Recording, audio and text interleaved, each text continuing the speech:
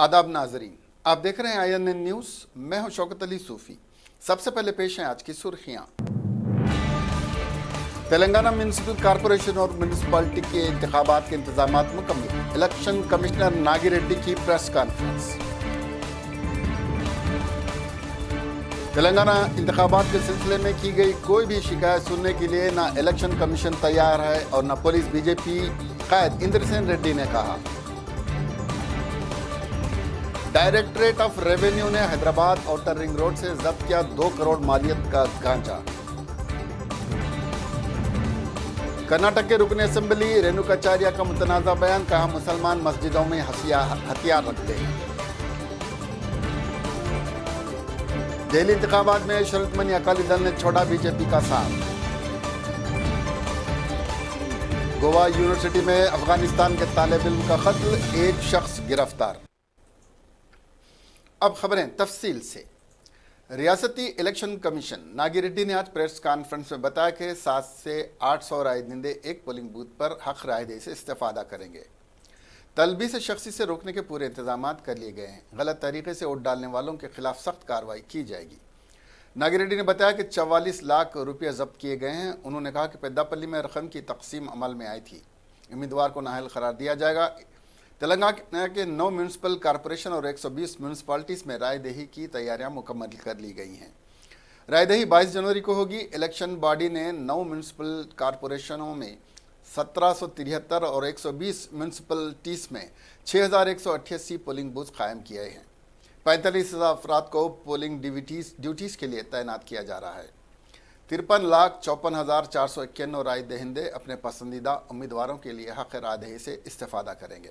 Polling staff मंगल की शाम को मुख्तस करदा पोलिंग स्टेशन पहुंच जाएगा। हुकूमत तेलंगाना ने 22 जनवरी को इन इलाकों में तातील का ऐलान किया है जहां पर इंतखाबात हो रहे हैं।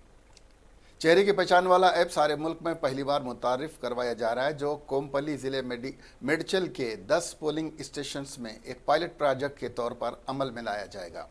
नाज़रीन, आपको बता दें 22 जनवरी को सुबह 8 बजे से रायदही शुरू होगी और 5 बजे शाम खत्म हो जाएगी। इन नताइज का ऐलान 27 जनवरी को किया जाएगा।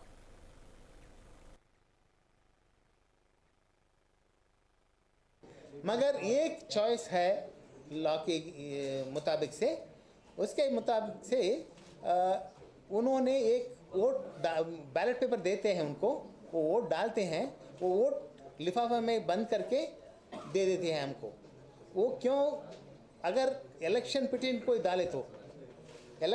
कोई डाले तो कोर्ट में उसको ओपन करके जो बॉक्स में डाला गया है उसको निकाल के और ये टेंडर वोट को निकाल के कोर्ट डिसाइड कर सकता है किसको वैलिड वोट रहना चाहिए, ठीक है ना। मगर हम जब काउंटिंग करते हैं 25 को, टेंडर वोट को हम नहीं काउंट करते, बस जो भी वो डाला गया है उसी को काउंट हो जाता है रूल इलेक्शन लॉ के मुताबिक से, ठीक है। मगर अब ये टेंडर वोट आने से अगर रीपोल हो गए तो उसका प्रॉब्लम कैंसिल हो जाता है। अब आप 1 लाख रुपए जब्त हुए हैं, लेकिन करोड़ों रुपए की बात कर रही है इलेक्शन के खर्चे के लिए। आप इसको कैसा देखते हैं? इलेक्शन कमीशन क्या विजिलेंस डिपार्टमेंट कुछ कमजोर काम कर रहा है? आप खुद बोल रहे हैं कि पब्लिक से अपील कर रहे हैं कि आप ऐसा करना चाहिए, वैसा करना चाहिए। 44 लाख रुपए बता रहे हैं आप, जबकि अखबार में खबरों में ये बता रही करोड़ों रुपए का खर्च पड़ा है इलेक्शन में। आप इसको कैसा देखते हैं? बहुत अंतर होता है, जो रियलिटी होता है, जो केसेस होते हैं, सभी जगह में वो अंतर होता है। मगर ये इलेक्शन लॉ में फ्रीडम दिया गया है, इसको कॉग्निजेबल ऑफेंस नहीं बनाया गया। ब्राइबिंग जो है, अगर कोई ऑफिशियल ब्राइब ले रहे काम के लिए, वो कॉग्निजेबल ऑफेंस है, उसको अरेस्ट कर सकते हैं पुलिस सीधा। मगर इलेक्शन में जब ब्राइब दिया जाता है वो कॉग्निजेबल ऑफेंस।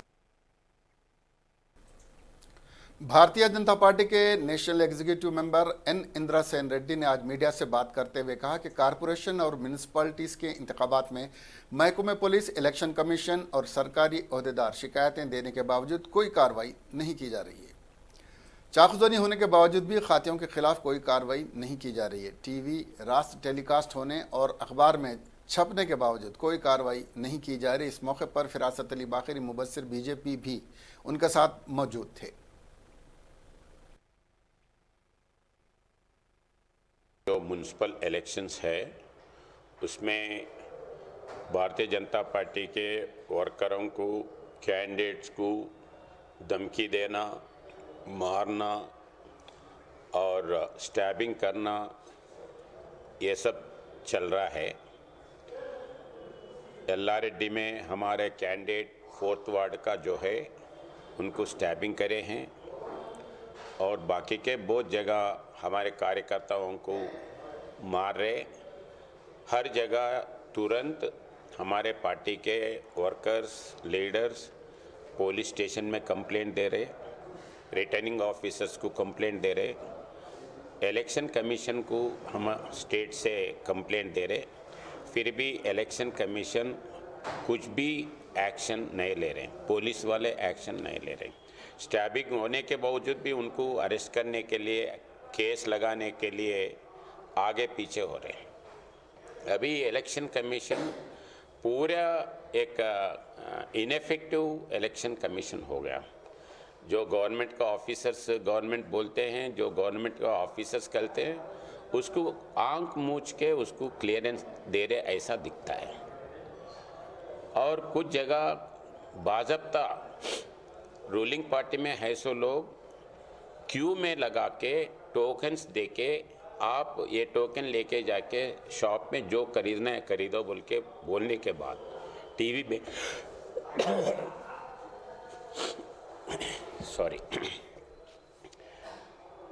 टीवी में लाइव टेलीकास्ट होने के बाद पेपर में बड़े बैनर्स में फ़ोटो के साथ आने के बावजूद भी इलेक्शन कमीशन उनके ऊपर एक्शन लेने के लिए कुछ भी एक्टिव नहीं है। और एमएलएस कैंपेन के टाइम होने के बावजूद भी कॉन्वॉय लेके घूम रहे, उनके ऊपर एक्शन नहीं है। और कुछ जगह विदाउट नंबर्स।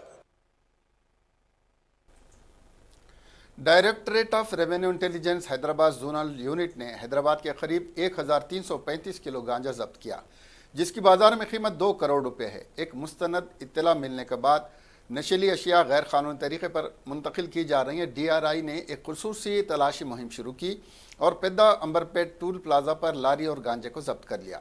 लारी में धान का भूसा भरा हुआ था। ओहदेदारों ने जब इसकी मुकम्मल जांच की तो भूसे के थैलों के दरमियान गांजे के थैले भी पाए गए। लारी पर जाली नंबर प्लेट भी लगाई गई थी। लारी को भद्राचलम से बीदर ले जाया जा रहा था। DRI ओहदेदारों ने लारी ड्राइवर और उसके साथियों को भी हिरासत में ले लिया।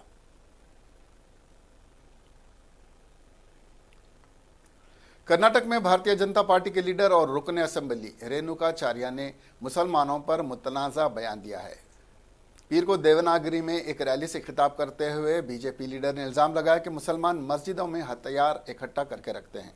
उन्हें धमकी देते हुए कहा कि मुसलमानों को उनकी जगह बताकर रहेंगे और दिखाकर रहेंगे कि सियासत क्या है। कर्नाटक के ताल्लुक से ही बीजेपी रुकन असेंबली के एक रैली में दिए गए इस बयान ने कई तरह के सवाल खड़ा कर दिए हैं। देवनागरी के होन्नाली में पीर के रोज़ ये रैली शहरियत कानून की हिमायत में बुलाई गई थी। रैली में रुकन असेंबली ने इल्ज़ाम लगाया वो मस्जिद में नमाज पढ़ने की जगह हथियार इकट्ठा करने का काम करते हैं। यहाँ कुछ गद्दार वतन हैं।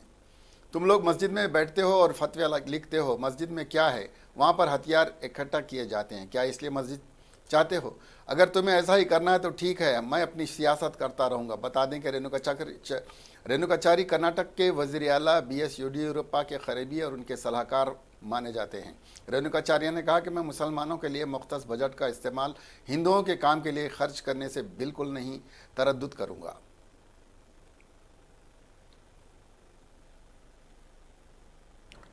शिरोमणि अकाली दल ने मुतालबा किया है कि वह दिल्ली के मुजव्वज़ा असम्बली इंतखाबात में मुकाबला नहीं करेगी और शहरियत तरमीमी कानून पर अपने मौक़िफ़ में तब्दीली के लिए तैयार है, जैसे कि इसकी इत्तेहादी बीजेपी ने मुतालबा किया है। अकाली दल लीडर मनजिंदर सिंह सरसा ने बताया कि अकाली दल और बीजेपी के दरमियान ताल्लुकात पुराने हैं। आज वो दिल्ली में प्रेस कॉन्फ्रेंस से खिताब कर रहे थे। CAA में तमाम मज़ाहिब को शामिल करने का मुतालबा किया है, लेकिन बीजेपी हुकूमत चाहती है कि हम इस मुतालबे में नज़रसानी करें, लेकिन हम अपने फ़ैसले की नज़रसानी करने के बजाय दिल्ली इंतखाबात में हिस्सा न लेने का फ़ैसला किया है। उन्होंने कहा कि अकाली दल का यह भी मानना है कि NRC पर अमल आवारी नहीं होनी चाहिए। उन्होंने वजाहत करते हुए कहा कि यकीनन हमने CAA की तायीद की थी, लेकिन हमने कभी ये नहीं कहा था कि CAA से किसी मज़हब को इससे बाहर रखा जाए। अकाली दल के लीडर ने बताया कि कोई ऐसा कानून नहीं बनना चाहिए कि लोगों कतारों में खड़े रहें और इन्हें अपनी शहरियत बताएं। वाज़ेह है कि दिल्ली में बीजेपी और अकाली दल कई साल से 3 नशिस्तों पर इत्तेहाद करते हुए असम्बली इंतखाबात कामयाब होते आ रहे हैं। दिल्ली असम्बली इंतखाबात में बीजेपी 57 नशिस्तों पर उम्मीदवार खड़े किए हैं।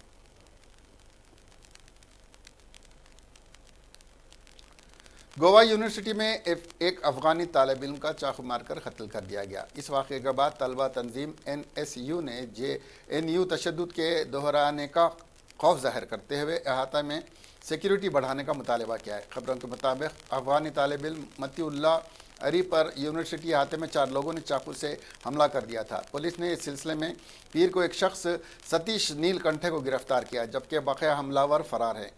गोवा NSUI सदर एराज मल्ला ने इस वाक़े के ताल्लुक़ से कहा कि यूनिवर्सिटी में पढ़ रहे तालिब इल्म अहाते में JNU इस हालत को लेकर परेशान हैं। कुछ हफ्ता पहले दिल्ली JNU में तलबा पर हमला हो गया था और कुछ ऐसा ही गोवा यूनिवर्सिटी में होने का खदशा पैदा हुआ। एराज ने वज़ीर आला प्रमोद सावंत और गवर्नर सत्यपाल मलिक को इस सिलसिले में ख़त भी लिखा है, जिसमें कहा गया है कि ये ख़त गोवा में हाल ही में एक अफ़गानी तालिब इल्म पर हुए हमले को आपके नोटिस में लाने के लिए है। गोवा रियासत में निज़ाम कानून ख़त्म हो गया है और लगातार ऐसे हमले होने की वजह से गोवा यूनिवर्सिटी के तलबा को बहुत जल्द JNU जैसी हालत पैदा होने का खौफ है।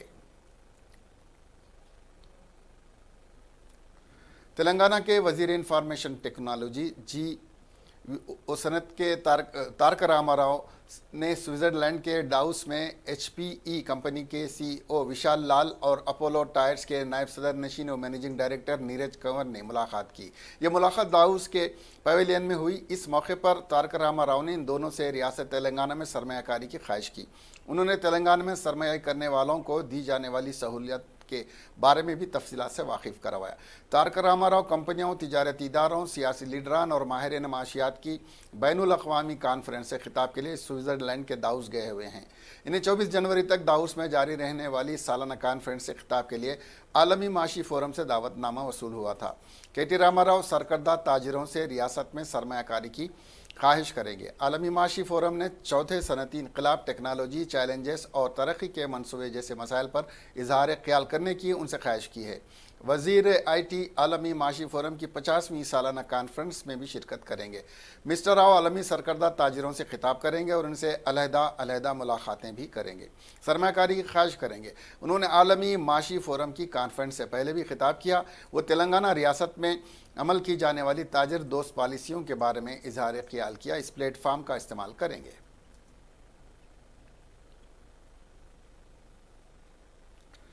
आंध्र प्रदेश असम्बली का सेशन आज दूसरे दिन जारी रहा। हुकूमत ने अलहदा SC कमीशन मुतारफ़ करवाया। जैसे इस बिल पर मबाहिस शुरू हुए, TDP कायदीन ने हंगामा आराई शुरू कर दी और हुकूमत पर तंज किया, साथ ही असम्बली की कार्रवाई में खलल डाला। स्पीकर के बार बार कहने के बावजूद TDP अरकान खामोश नहीं हुए, लेकिन इन कायदीन ने स्पीकर के पोडियम के करीब जाकर अमरावती के आयद में नारेबाजी करते हुए स्पीकर असम्बली तमीन सीताराम इस मुसलसिल एहतजाज और नारेबाजी से दिलबर्दाश्ता होकर असम्बली से उठकर चले गए।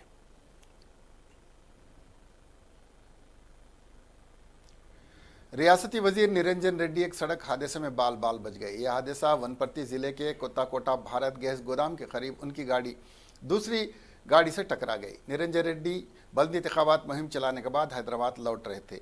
जब उनकी कारों का काफिला गैस गोदाम के करीब पहुंचा तो काफिले के सामने जा रही स्कॉट गाड़ी ने एक भैंस के सामने आ जाने पर अचानक ब्रेक लगाया, जिससे बशमूल मिनिस्टर की कार 3 गाड़ियां टकरा गईं। ताहम वजीर ज़राअत इस हादसे में महफूज रहे। पुलिस इस हादसे की जांच कर रही है।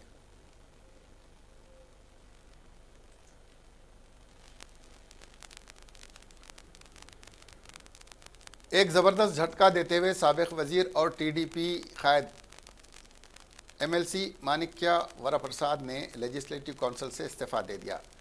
कल तेलुगु देशम पार्टी ने अपने सभी अरकान असम्बली और अरकान काउंसिल को मीटिंग में हाजिर रहने को कहा था, लेकिन मानिक्या वरप्रसाद इस मीटिंग में हाजिर नहीं हुए और उन्होंने अपना इस्तीफ़ा भेज दिया।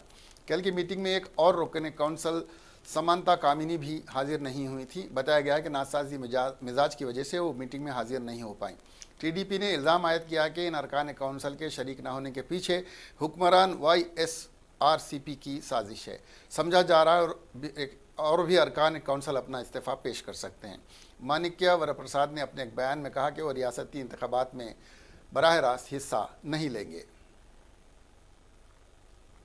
आंध्र प्रदेश की हुक्मरान जमात वाईएसआर कांग्रेस की रुकन असम्बली रोजा ने असम्बली में अपोजिशन तेलुगु देशम की जानिब से दूसरे दिन भी ऐवान की कार्रवाई में रुकावट पैदा करने पर बरहमी जाहिर की।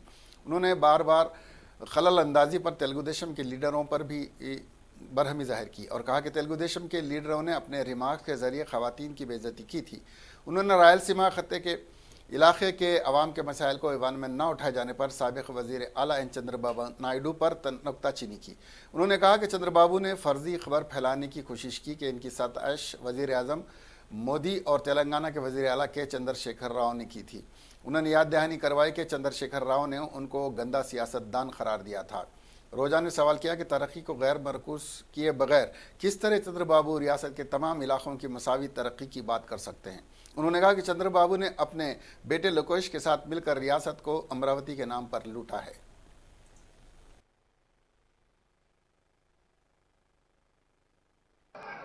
ఒక మహిళ అది డిప్యూటీ సీఎం గారు మాట్లాడుతుంటే గౌరవం లేకుండా ఏం మాట్లాడుతున్నారు అధ్యక్ష?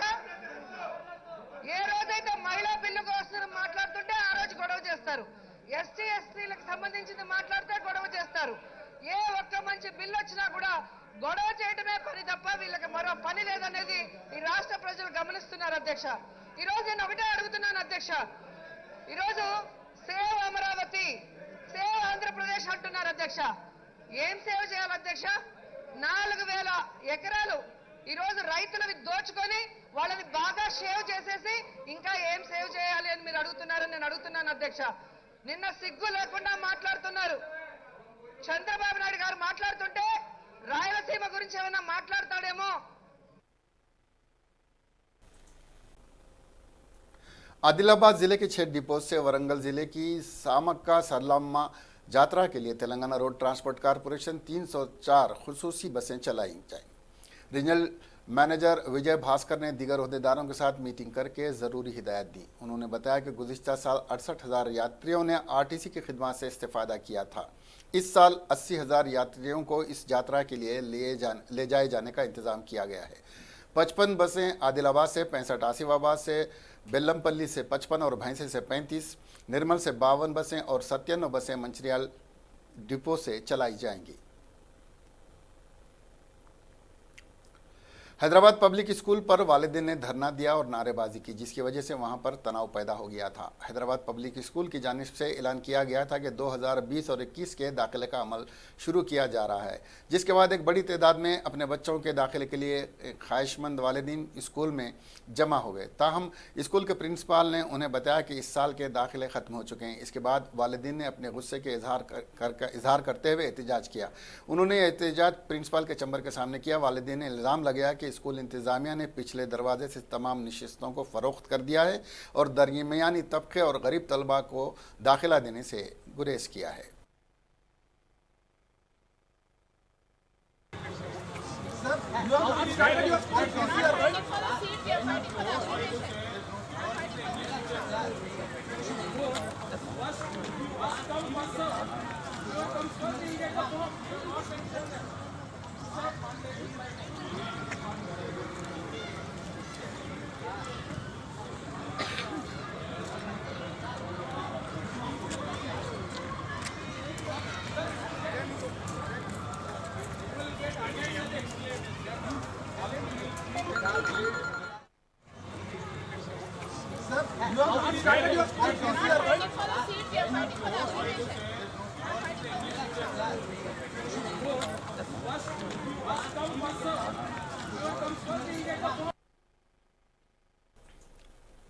रामचंद्रपुरम अक़लियती रिहायशी स्कूल का 7वीं जमात का तालिब इल्म कौशिक हॉस्टल की 4थी मंजिल से गिरकर शदीद ज़ख्मी हो गया।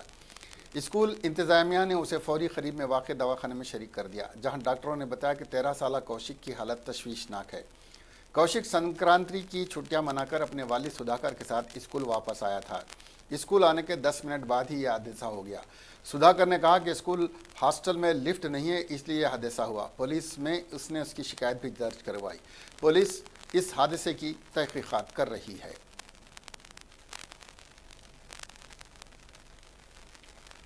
साबिक रुकन राज्यसभा व कांग्रेसी कायद वी हनुमंतराव ने पंजागुट्टा चौराहे पर अंबेडकर के मुजस्समे की तनसीब न करने देने और वहां से बाबा साहब अंबेडकर के मुजस्समे को पुलिस स्टेशन पंजागुट्टा में रखने पर सख्त तनकीद की और कहा कि क्या बाबा साहब कोई दहशतगर्द हैं जो उनकी मूर्ति को पुलिस स्टेशन में रखा गया है। उन्होंने इंतबाह दिया कि अगर बाबा साहब के मुजस्समे की तनसीब नहीं करने दी गई तो इसके खिलाफ मुहिम चलाएंगे।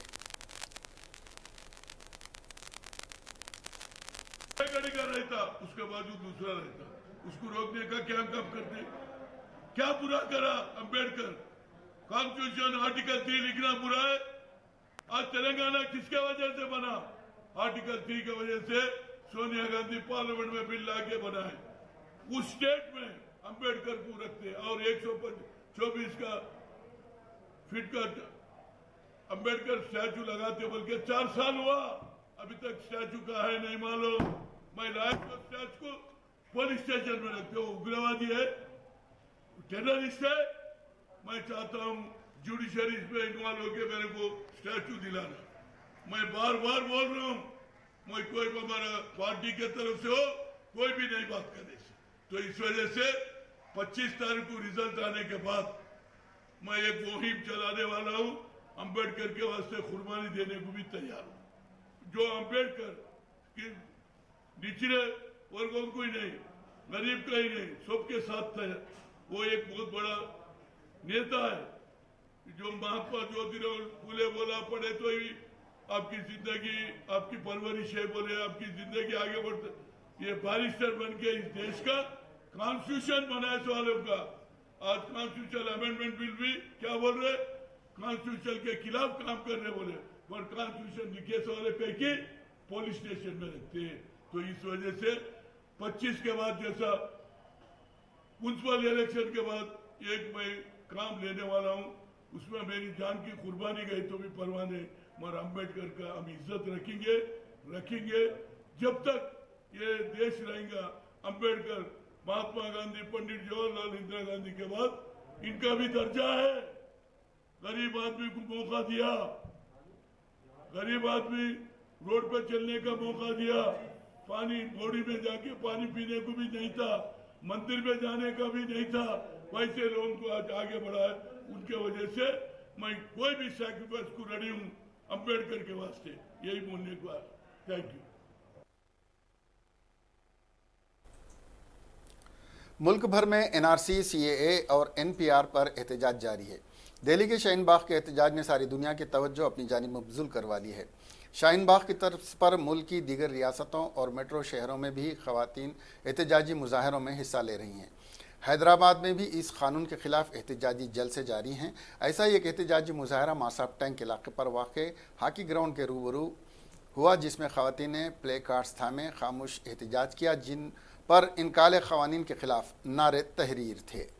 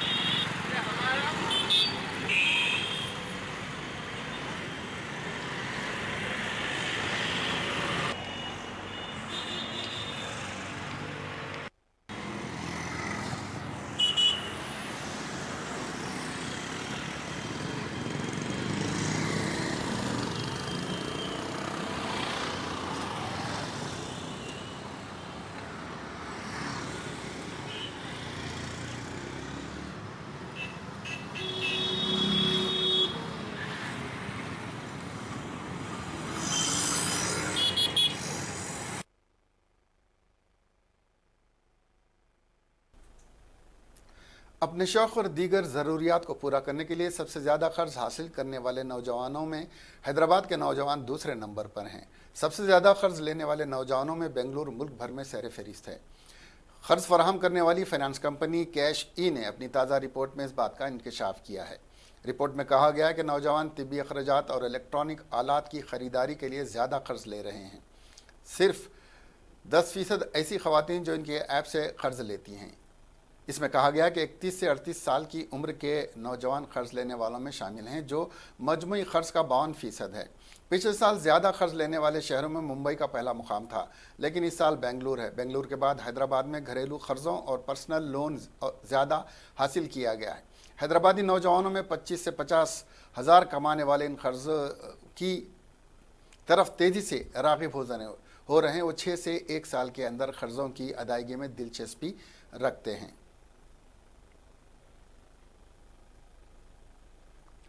तेलंगाना के एक रेसिडेंशियल स्कूल के प्रिंसिपल को पुलिस ने तालिब इल्म को मारकर जख्मी करने के इल्ज़ाम में गिरफ्तार कर लिया। हैदराबाद के सरूर नगर में वाक़ ज्योतिबा फूले रेसिडेंशियल स्कूल के प्रिंसिपल सुब्रमण्यन ने 4 जनवरी को श्रीवास्तव नामी तालिब इल्म को उस वक्त शदीद जख्मी कर दिया जब श्रीवास्तव पानी की बोतल लेकर हॉस्पिटल की पहली मंजिल से नीचे उतर रहा था। प्रिंसिपल सुब्रमण्यम के मारने से तालिब इल्म का कान जख्मी हो गया था, जिस पर उस स्कूल की टीचर ज्योति तालिब इल्म को मुकामी एरिया अस्पताल ले गई, जहां उसकी इब्तदाई तिब्बी इमदाद की गई। कुछ दिन के बाद तालिब इल्म छुट्टियां मनाने अपने घर वरंगल चला गया और वालिदैन को प्रिंसिपल की जानिब से मारपीट के वाक़े से वाकिफ़ करवाया, जिस पर श्रीवास्तव की वालिदा और उसके रिश्तेदार पीर को अपने बेटे के साथ स्कूल पहुँचे और प्रिंसिपल सुब्रमण्यम स्वामी से मारने की वजह दरियाफ्त की। ताहम वजह बताने के बजाय प्रिंसिपल गाली गलौज शुरू कर दी। प्रिंसिपल के रवैये के खिलाफ धरना दिया गया और पुलिस में शिकायत की गई।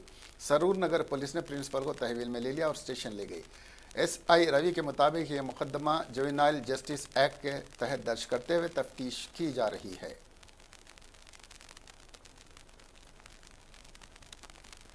उत्तर प्रदेश की राजधानी लखनऊ में शहरियत तरमीमी कानून NRC और NPR के खिलाफ खवातीन का एहतजाजी मुजाहरा जारी है। ज़बरदस्त ठंड में भी घंटा घर पर खवातीन जमी हुई हैं और पुलिस का दबाव उन पर किसी भी तरह असरअंदाज होता हुआ नज़र नहीं आ रहा है। इस दरमियान घंटा घर पर मुजाहरा कर रही खवातीन के खिलाफ पुलिस ने FIR दर्ज कर दी है। दफ़े 144 की खिलाफ वर्जी के मामले में ये FIR दर्ज हुई है, जिसमें कमोबेश 150 खवातीन को शामिल किया गया है और इनमें 18 को नामजद किया गया है। मीडिया ज़राए के मुताबिक लखनऊ के ठाकुरगंज थाने में 3 FIR दर्ज हुई हैं। एक FIR में 4 अफराद को नामजद मुलजिम करार दिया गया, जिनमें उर्दू के मशहूर और मारूफ शायर मुनव्वर राना की बेटियों सुमैया और फौजिया के नाम भी शामिल हैं। सुमैया और फौजिया घंटा घर पर हो रहे खवातीन के मुजाहरे की क़ियादत कर रही हैं और यूपी पुलिस ने उन पर दबाव बनाया था कि वो मुजाहरा ख़त्म करें, लेकिन उन्होंने किसी भी हाल में ऐसा करने से मना कर दिया था। घंटा घर पर जमा खवातीन ने शहरियत तरमीमी कानून वापस लेने और NRC नाफिज नहीं करने की सूरत में ही मुजाहरा ख़त्म करने की बात कही है। मगरबी बंगाल की वज़ीर आला ममता बनर्जी ने ऐलान किया कि वह बहुत जल्द रियासती असम्बली में शहरियत तरमीमी कानून के खिलाफ करारदाद दाखिल करने का ऐलान किया है। इससे कबल उन्होंने CAA को ख़तरनाक खेल करार दिया था। उन्होंने शुमाली मशरक़ी रियासतों के इंतज़ामिया से अपील की थी कि वह अपनी अपनी रियासतों में इस कानून की मुखालिफत में बिल लेकर आएँ। आज उन्होंने खुद ऐलान किया कि वह बहुत जल्द मगरबी बंगाल की असम्बली में इस कानून के खिलाफ करारदाद पेश करेंगी।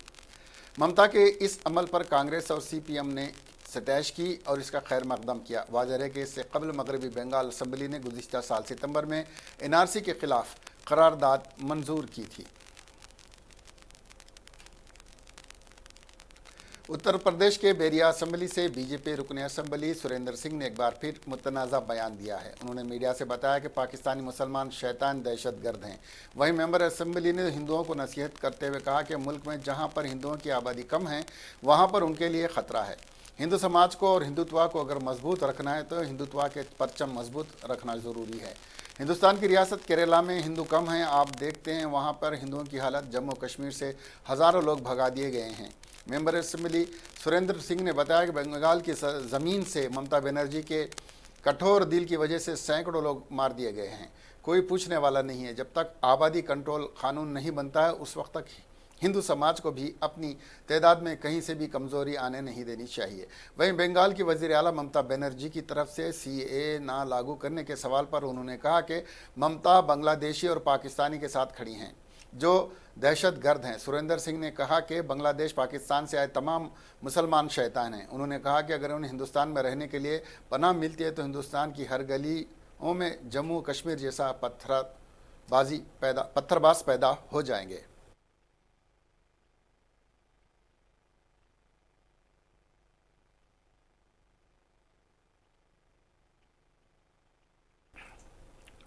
आखिर में सुर्खियां एक बार फिर। तेलंगाना म्यूनिसिपल कॉरपोरेशन और म्यूनिसिपैलिटी के इंतखाबात के इंतजामात मुकम्मल। इलेक्शन कमिश्नर नागिरेड्डी की प्रेस कॉन्फ्रेंस। तेलंगाना इंतखाबात के सिलसिले में की गई कोई भी शिकायत सुनने के लिए ना इलेक्शन कमीशन तैयार है और न पुलिस। बीजेपी कायद इंद्रसेन रेड्डी ने कहा। डायरेक्टरेट ऑफ रेवेन्यू ने हैदराबाद आउटर रिंग रोड से जब्त किया 2 करोड़ मालियत का गांजा।